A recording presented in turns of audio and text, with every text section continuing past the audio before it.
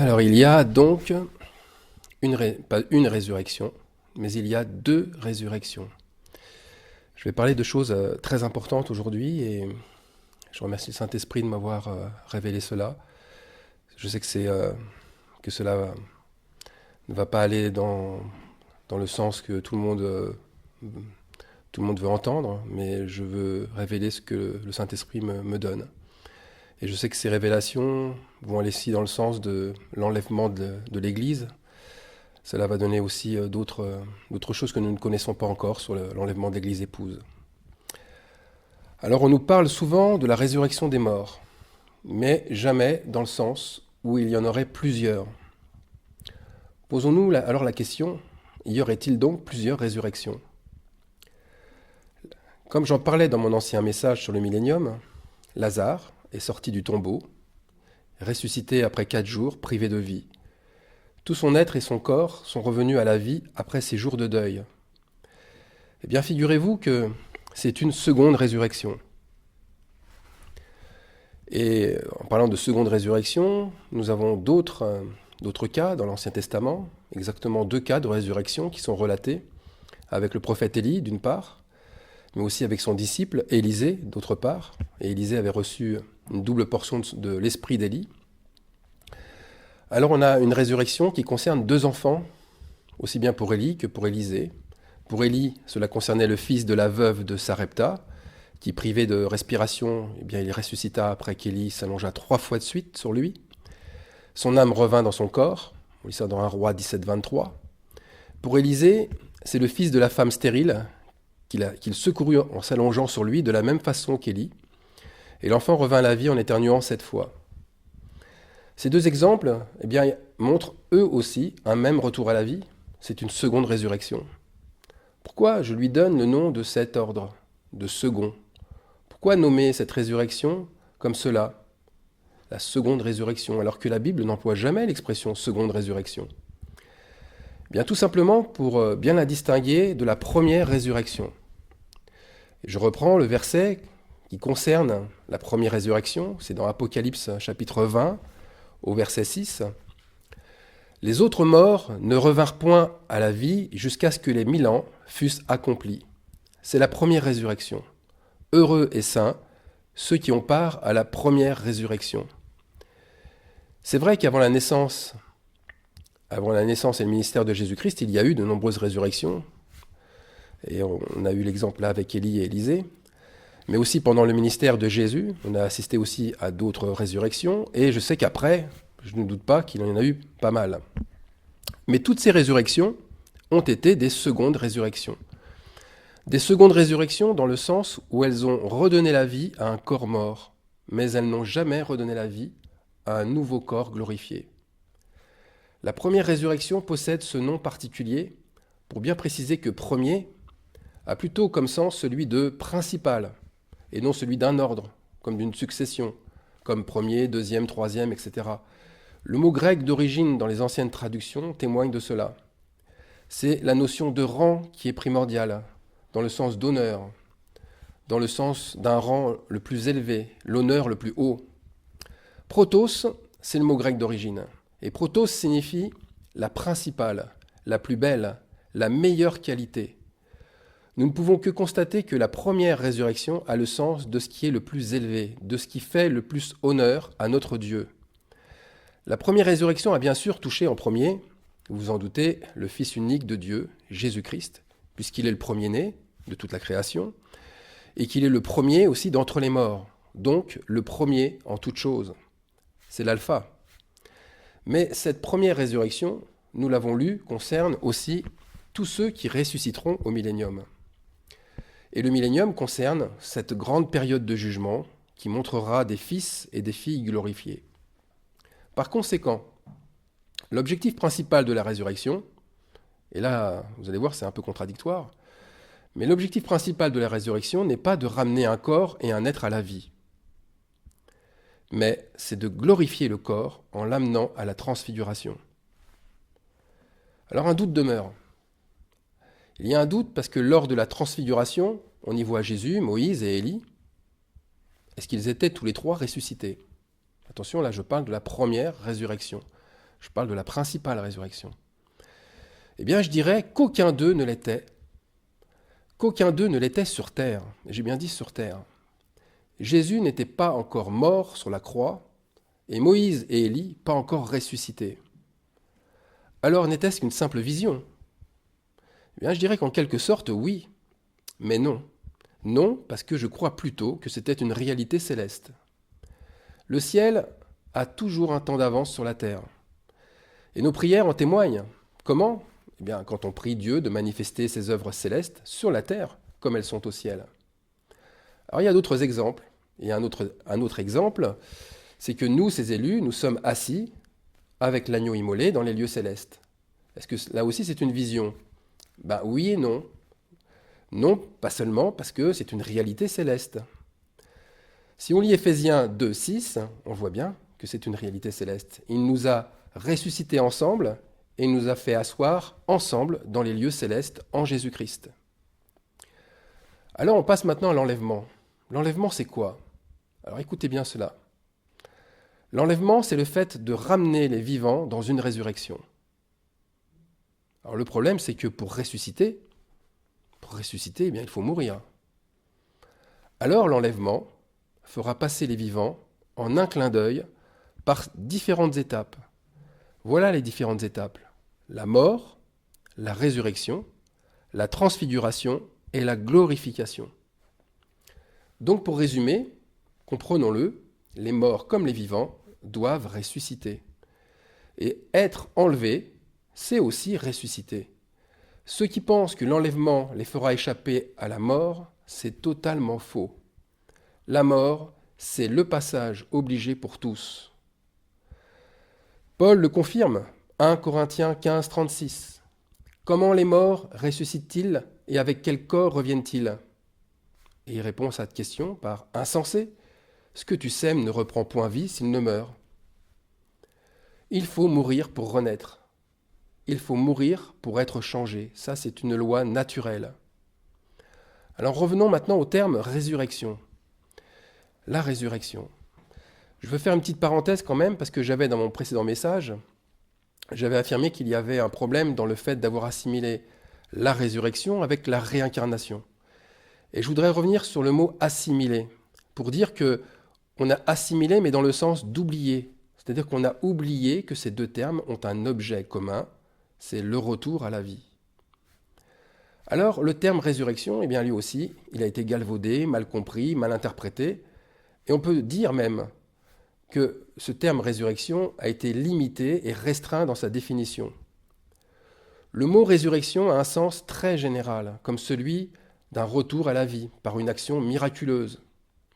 Le grec anastasis, anistémé, égiro, 3 mots grecs, traduits en français par résurrection, eh bien ils disent tous les 3 revenir à la vie, se relever, se dresser, se tenir debout, réveiller. Mais notons toutefois la particularité essentielle. Il n'est pas indiqué le comment de la chose. Comment ressuscite-t-on? Comment se relève-t-on? Sous quelle forme? Dans quel contexte? Est-ce une résurrection dans un même corps ou une résurrection dans un nouveau corps ou un autre corps? Qui a mis une séparation doctrinale entre résurrection et réincarnation?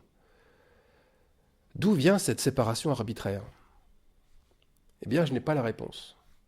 Mais en tous les cas, sûrement pas de la Bible et encore moins de Jésus. On va lire Luc, enfin on va pas lire, mais je vais prendre comme exemple Luc 24, 6, qui est très clair à ce sujet. Sur le chemin d'Emmaüs, 3 jours après sa crucifixion, Jésus apparaît à 2 disciples dans un autre corps puisqu'ils ne le reconnaissent plus visuellement. Jésus est donc réincarné. Les disciples ne savent pas que c'est Jésus, ils ne savent pas que c'est lui qui leur parle, et ils pensent que c'est un étranger qui n'est pas au courant de la crucifixion du Fils de Dieu. Ce n'est qu'une fois à table, en rompant le pain pendant qu'il priait, qu'ils le reconnurent, et non pas grâce à son apparence, mais c'est grâce à ses paroles. Et tout ça sans compter sur la première apparition de Jésus. Jésus est apparu en premier à Marie de Magdala et à Marie, mère de Jacques, qui voient la pierre du tombeau rouler et qui remarque un jeune homme assis à la droite, vêtu d'une robe blanche. Qui était cet homme? Sur qui on ne sait d'ailleurs rien. Rien, sinon qu'il annonce la résurrection de Jésus et son retour en Galilée. Eh bien, je le dis, c'était là aussi un Jésus. C'était un Jésus différent. Ce n'était pas un ange, ce n'était pas une vision. Alors pourquoi a-t-il changé de corps? Pourquoi s'est-il réincarné sous une forme humaine différente? N'oublions pas une chose, il est le premier en tout. Il est l'alpha. Alors pourquoi cette forme de résurrection? Pourquoi cette forme de résurrection, d'autant plus que lorsqu'il réapparaît ensuite en Galilée, devant les 11, mais il reprend sa forme d'avant, qui ressemble alors au Jésus de Nazareth, fils de Joseph et de Marie. Les disciples, par contre, sont troublés parce qu'ils voient qu'il est transfiguré, parce que ce corps d'origine a des trous dans les mains, il a des trous dans les pieds, et ça leur fait un peu un effet d'une vision. Et Jésus est obligé d'insister pour leur faire réaliser qu'il n'est pas une vue de l'esprit, mais c'est pour leur signifier que son corps possède aussi de la chair et des os. Et Jésus alla même jusqu'à manger avec eux. Alors que signifient tous ces mystères? Pourquoi autant de mystères? Bien ici, nous avons la démonstration des deux résurrections. Une résurrection incarnée en Judée, suivie d'une résurrection transfigurée en Galilée. La seconde résurrection précède la première résurrection, qui est la résurrection la plus glorieuse. Jésus voulait nous montrer que la résurrection des morts peut être différente pour les uns et pour les autres. Et il y a une résurrection glorieuse. Et c'est Paul qui nous en parle, qui nous la détaille même, dans 1 Corinthiens 15, 42, en nous parlant de l'éclat des corps célestes. Paul nous dit « Ainsi en est-il de la résurrection des morts. Le corps est semé corruptible, il ressuscite incorruptible. Il est semé méprisable, il ressuscite glorieux. Il est semé infirme, il ressuscite plein de force. Il est semé corps animal, il ressuscite corps spirituel. Il y a un corps animal, il y a aussi un corps spirituel, car il faut que ce corps corruptible revête l'incorruptibilité et que ce corps mortel revête l'immortalité. Donc, le corps transfiguré qui est décrit par Paul, c'est le corps de Jésus devant les 11, en Galilée. C'est un corps incorruptible, c'est un corps plein de force, c'est un corps immortel et glorieux. Et l'autre résurrection est terrestre, elle n'a rien de céleste. C'est le corps animal qui est toujours présent, c'est le corps corruptible, méprisable, infirme et mortel.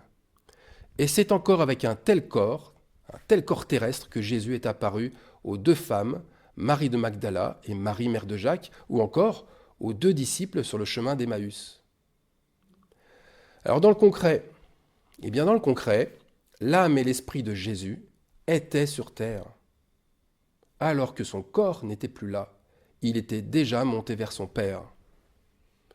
Quand Jésus dit à Marie de Magdala « Ne me touche pas, car je ne suis pas encore monté vers mon Père », il veut que l'on remarque bien la différence avec le processus de glorification qui concernera tout son être en entier, corps, âme et esprit. Et ce n'est qu'en Galilée, devant les 11, que le corps glorifié de Jésus leur apparaîtra. Ce n'est pas de l'interprétation, ce sont des faits. Il en a été ainsi et pour cause. Pour cause, les évangiles. Pour cause, Marc 16, 8, où on voit les femmes qui furent troublées et elles s'enfuirent effrayées sans rien dire à personne. Pourquoi Jésus avait-il pris cette nouvelle forme incarnée? Pourquoi? C'est Marc 16, 14 qui nous le dit. Pour leur montrer leur incrédulité, pour leur montrer la dureté de leur cœur. Eh bien, tous ont vu et n'ont pas cru. Hommes et femmes, disciples qu'ils étaient, eh bien, ils croyaient encore dans ce qu'ils voyaient. Ils jugeaient à l'apparence et ils ne voyaient pas par le cœur. La deuxième résurrection leur montre cela. C'est un jugement pour ceux qui sont aveugles. Ils voient avec les yeux de l'incrédulité et non avec les yeux de la foi. Ces aveugles ne pourront voir Jésus et ne pourront pas voir son retour car ils s'attachent qu'à l'image du corps. Et on sait que l'image du corps, c'est l'image de la bête. Alors une autre preuve de tout cela se trouve dans Malachie 4, au verset 5. « Voici, je vous enverrai Élie, Élie le prophète, avant que le jour de l'Éternel arrive, ce jour grand et redoutable. » Si on regarde bien, Malachie ne prophétise pas la venue d'un esprit, mais il prophétise la venue d'une personne bien réelle, d'un prophète de Dieu, Élie, le même prophète que celui qui s'est présenté devant le roi Akab et sa femme Jézabel. On le sait, le corps d'Élie a été enlevé auprès du Père, auprès de Dieu, mais son âme et son esprit devaient se réincarner. Et c'est ce qu'il a fait, et c'est ce qu'il fait encore pour rétablir la vérité.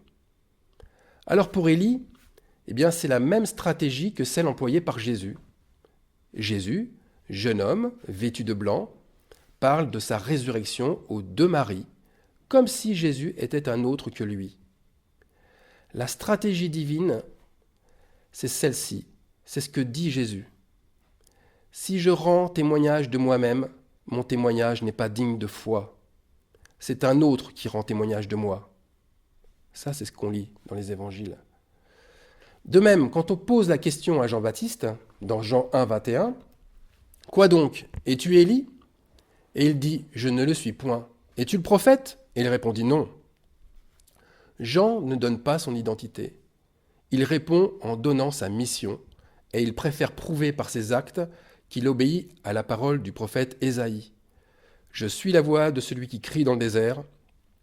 Aplanissez le chemin du Seigneur, comme a dit Ésaïe le prophète. » C'est sa mission qui montre qui il est.